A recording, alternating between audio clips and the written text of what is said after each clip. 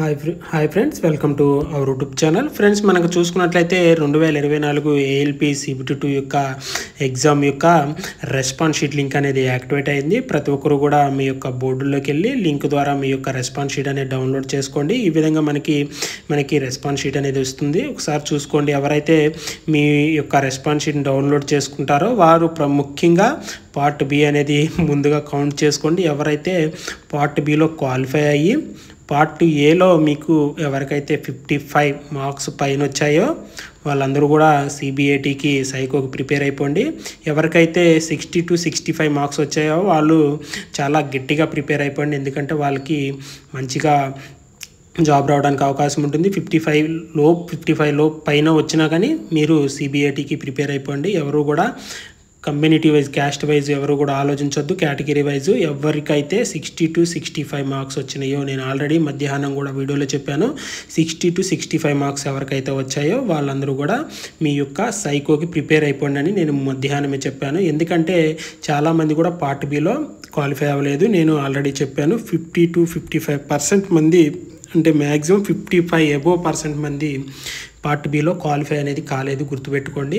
కాబట్టి కట్ ఆఫ్లు కూడా తక్కువగానే ఉంటాయి. కాబట్టి ఎవరైతే పార్ట్ బి క్వాలిఫై అయ్యి పార్ట్ ఏలో 60 to 65 లేదా 55 ఎబో మార్క్స్ ఎవరికైతే వచ్చాయో వాళ్ళని ఇచ్చేంతగా సైకోక్ అనేది ప్రిపేర్ అయిపోండి. మనకి సైకో యొక్క ఎగ్జామ్, CBAT ఎగ్జామ్ కూడా మనకి మ్యాక్సిమం అనేది పెడతాడు.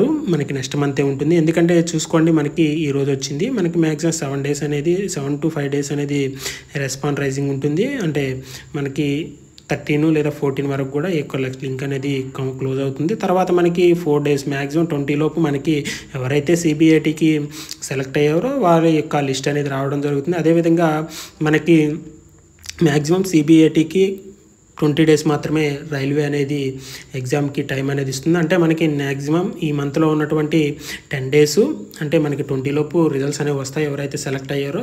ఒకవేళ వచ్చిన తర్వాత మనకి రిమైనింగ్ 10 డేస్, మనకి నెక్స్ట్ మంత్ ఒక 10 డేస్ కలుపుకున్న మనకి 10 to 15 మనకి జూన్ 2nd వీక్లో కంపల్సరీగా ఏఎల్పి CBAT యొక్క సైకో యొక్క ఎగ్జామ్ ఉంటుంది. గుర్తుపెట్టుకోండి, 10 to 15, 10 లేదా 15, ఒకవేళ 15 లోపు జరగపోయినా, 10 to 15 లో జరగపోయినా 15 to 20 మాత్రం 100% అయితే సైకో అనేది టెస్ట్ అనేది ఉంటుంది. మనకి 2024 ఏఎల్పి నోటిఫికేషన్ అనేది మనకి జూన్ 20తో ముగిసిపోనుంది. కాబట్టి ప్రతి ఒక్కరు కూడా గుర్తుంచుకుని మంచిగా ప్రిపేర్ అవ్వండి. ఇది మీకు వచ్చినటువంటి మంచి అవకాశం. చూసుకున్నట్లయితే తర్వాత వచ్చేటువంటి పరిణామాలు ఎలా ఉంటాయో తెలియదు. కాబట్టి మనకి ఒకటి CBT2లో పార్ట్ బి అనేది చాలా క్రుడిషియల్ అయిపోయిందనమాట. ఎవరు కూడా క్వాలిఫై అవ్వలేదు.